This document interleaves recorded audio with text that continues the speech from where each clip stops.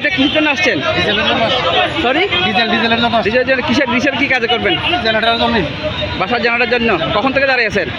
দাঁড়িয়ে আছি তো প্রায় আধা ঘন্টা যাবো। আধা ঘন্টা হচ্ছে না? চাচা কখন আসছেন? আমি জেনারেটার জন্য। কোথেকে আসছেন?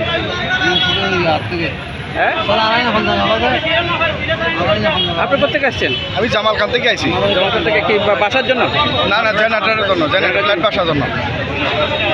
আপনি কখন থেকে ঘুরতেছেন আপনি তেলের জন্য? আমি আজকে সকাল 10টা থেকে ঘুরতেছি, বিভিন্ন জায়গায় গেছি। চানগা বাসা এসে গেছি, চানগাতে গেছি এবং ওই যে সর্বদুল্লাহ পেট্রোল পাম্পে গেছিলাম, ওখানেও পাই নাই, কিন্তু এখন এসে এখানে টিসিতে পাইছি।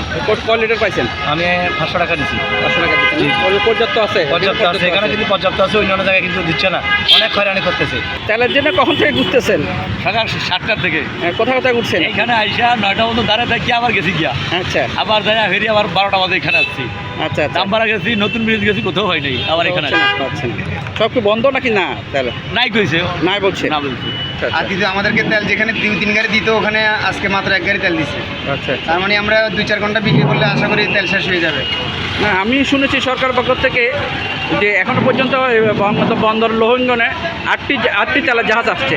এটা পেলে মানে আপনারা কি অ্যাভেলেবেল আরও হয়ে যাবেন নাকি? আসলে ডিপো থেকে আপনার 8টা জাহাজ 10টা জাহাজ সেটা তো আমরা দেখতেছি, কিন্তু ওনারা আমাদেরকে তেল দিচ্ছি কিনা যথেষ্ট পরিমাণে, পর্যাপ্ত, মানে আমাদের যেটা লাগে ওই পরিমাণ যদি আমাদেরকে তেল না দেয়, তাহলে আমরাও গ্রাহককে পরিমাণ মতো দিতে পারতেছি না।